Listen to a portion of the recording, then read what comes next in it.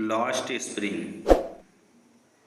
इस इंटरमीडिएट कक्षा की इंग्लिश में लॉन्ग आंसर इस लेसन का हम यहाँ पर दे रहे हैं, जो कि आपके लिए बहुत ही इम्पोर्टेंट है।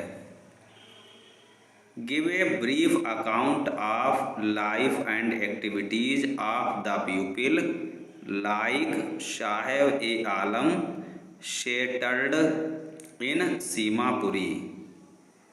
लेखक कहता है कि साहेब आलम जैसे लोग जो कि सीमापुरी में रहते हैं, उनके ऊपर उनकी क्रियाकलापों, उनके जीवन के बारे में एक संक्षिप्त टिप्पणी कीजिए।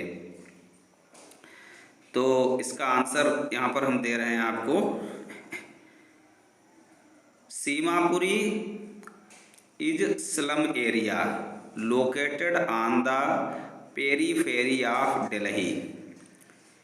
Most of the residents Simapuri consists of people who are refugees from Bangladesh.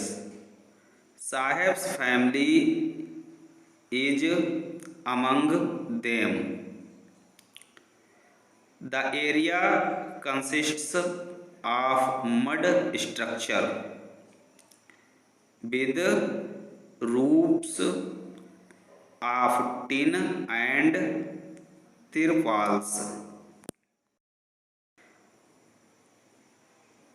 About 10,000 rag pickers live here. These rag pickers have lived here far more than। लेखक कहता है कि जो कूड़ा करकट बीनने वाले हैं वो बल्कि इससे भी 10,000 से ज़्यादा ही रहते होंगे।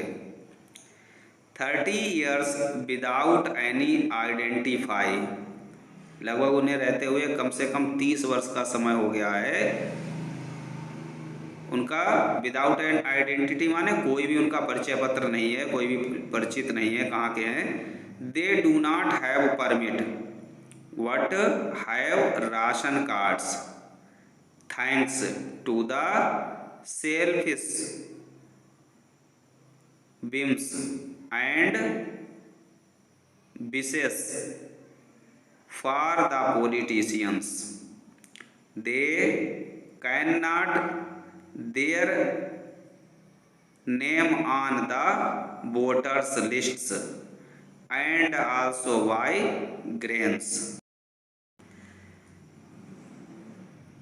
For them slums at a subsidized rate।